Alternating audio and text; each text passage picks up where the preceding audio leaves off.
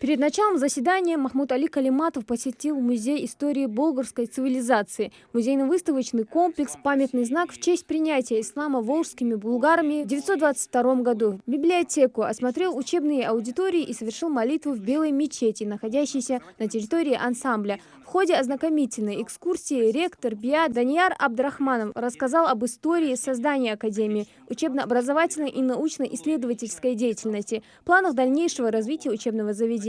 Открывая совещание, Сергей Кириенко подчеркнул, что президентом России поставлена задача по восстановлению и развитию традиционной отечественной исламской богословской школы.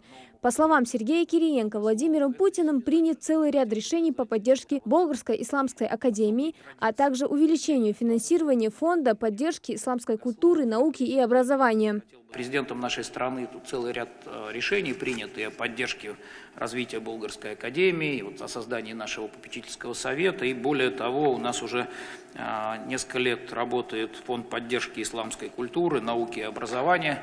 Президентом принято решение об увеличении финансирования этого фонда, в том числе из бюджета Российской Федерации. И я думаю, что в рамках нашей дальнейшей работы мы посмотрим еще и на то, как этот фонд поддержки развития исламской культуры и образования сможет посодействовать в работе Болгарской академии. В первую очередь речь идет о поддержке и абитуриентов, и обучающихся студентов. Ну и, конечно, очень важна поддержка и преподавателей, профессорско-преподавательского состава, и очень важна поддержка выпускников, особенно в первые годы. Вот это важнейшая вещь, да, чтобы создать соответствующие условия. Нам ведь нужно сделать так, чтобы и качество образования было конкурентоспособным. Понятно, что Болгарской академии предстоит непростая конкуренция с зарубежными образовательными учреждениями, и эта конкуренция должна обеспечиваться качеством преподавания, качеством программ. Президент Республики Татарстан Рустам Минниханов заявил, что создание Болгарской исламской академии стало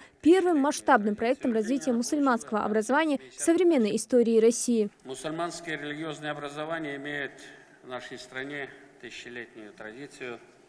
Богатое наследие, оставленное предками, получило свое достойное продолжение в трудах выдающихся просветителей и религиозных деятелей XIX и начала XX веков. В советское время развитие мусульманского религиозного образования было прервано. Свое возрождение оно получило в конце 80-х, начале 90-х годов. Тогда появилось множество мусульманских учебных заведений и учебно-просветительских центров. Вместе с тем дали о себе знать проблемы, связанные с утратой образовательных традиций, отсутствием квалифицированных кадров, привнесением взглядов, чуждых для мусульман России. Зачастую наши студенты попадали под влияние разных экстремистских течений и радикальных религиозных групп. Осознание имеющихся проблем, принятие совместно с правоохранительными органами последовательных решений позволили изменить ситуацию. В числе принятых решений создание Российского исламского университета, реализация федерального плана мероприятий по углубленному изучению ислама, создание Совета по исламскому образованию, который выполняет важную функцию по координации деятельности основных мусульманских учебных заведений. По мнению Махмуда Али Калиматова, вопрос подготовки кадров духовенства или специалистов со знанием ислама является одним из магистральных для достижения успехов в установлении мира и противостояния идеологии религиозного экстремизма. И противостоять разрушительным, радикально и агрессивно настроенным силам необходимо в первую очередь через истинные знания и качественное образование. Руководитель субъекта также отметил, что в республике функционируют два высших исламских заведения – Ингушские исламские университеты в Малгобеке и в Сунджи. Примечательно, что выпускники последнего продолжают учебу в научно-богословском центре в Болгаре.